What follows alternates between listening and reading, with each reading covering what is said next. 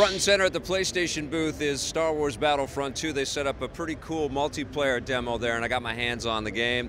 And I had a big smile on my face because you know that the Star Wars stuff that they've shown us already at Star Wars Celebration has had me incredibly excited.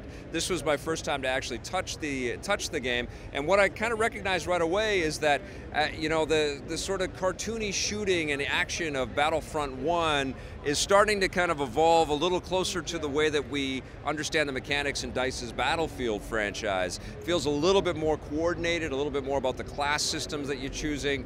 You earn these star cards as you complete objectives and earn points while you're playing in some of the matches in there, and then you spend those star cards on things like, you know, vehicles that you can drive. And we were flying over something right out of the Phantom Menace, or on Naboo. We're playing in the city of Theed, so you're flying, you know, some of the craft that you would see from the prequels, which, you know, I'm not crazy about those prequels at all, but they do have some very interesting art styles and environments and characters like Darth Maul, so it's actually kind of fun to visit them in video game form. You know, it's not like you have to pledge allegiance and say that suddenly you like the prequel movies, but it was fun to kind of explore these worlds. And I was actually playing as a battle droid, and I had a smirk on my face when I heard all the Roger Rogers and all that stuff as I'm running around blasting at things. But the real meat, the real sort of, you know, the thing that everybody's hunting for are the heroes that you can unlock. And the way that they set this up is they had Darth Maul and Rey and Han Solo,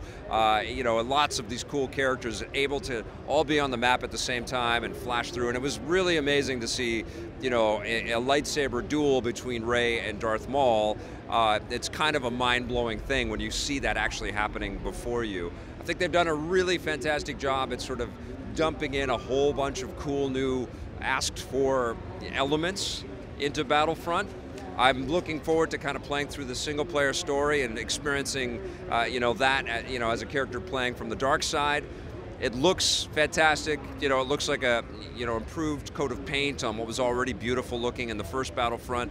I feel like, you know, say what you will about what was not provided for us in Star Wars Battlefront 1, the success of that game has really allowed EA and DICE and its partners at Motive and Criterion to kind of lay in all kinds of extra value into this one. And we do know that all of the environments and, you know, a lot of the DLC is all going to be free for players, so we're all going to be playing on the same maps and the same, you know, Star Wars corners, which is going to be a blast. Listen, I'm hooked. I want more of this, big time. Can't wait for the finished version of this game.